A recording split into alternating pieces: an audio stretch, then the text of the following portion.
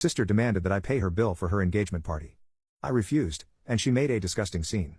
Now her engagement is broken off, the wedding is Cancarits blamed on me for everything. I was born into what you might call an ordinary family, mom, dad, and eventually my younger sister, Sarah. We lived in a modest two-story house in a quiet neighborhood. Nothing special really.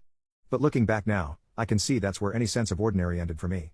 From the moment Sarah was born, 3 years after me, our family dynamic shifted. She was a sickly baby, always catching one thing or another.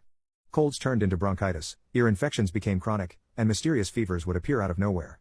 I remember standing on my tiptoes by her crib, watching mom and dad hover over her with worried faces, checking her temperature for the 100th time that day. The irony was, I never caught anything. While Sarah seemed to attract every illness floating around, I remained stubbornly, persistently healthy. Not a sniffle, not a cough, not even a skin knee that needed more than a band-aid. You'd think parents would be thrilled to have such a healthy child, but in our house, my good health became almost an inconvenience. I was 7 when I first wished I would get sick. I remember lying in bed one night, praying for a fever or a bad cough, anything that would make mom stroke my hair and dad read me stories the way they did for Sarah.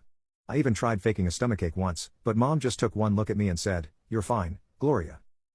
Now go help me with the dishes." As we grew into our teenage years, the pattern only became more pronounced.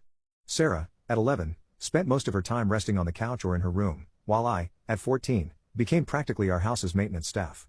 It started with regular cleaning, but over time, mom's concerns about germs turned into a full-blown obsession. Every surface had to be sanitized multiple times a day. The floors needed mopping at least 3 times, sometimes more if someone had walked through with shoes on. God forbid a speck of dust settle anywhere near precious Sarah. "But mom, I just cleaned everything an hour ago," I'd protest, staring at the already spotless floor.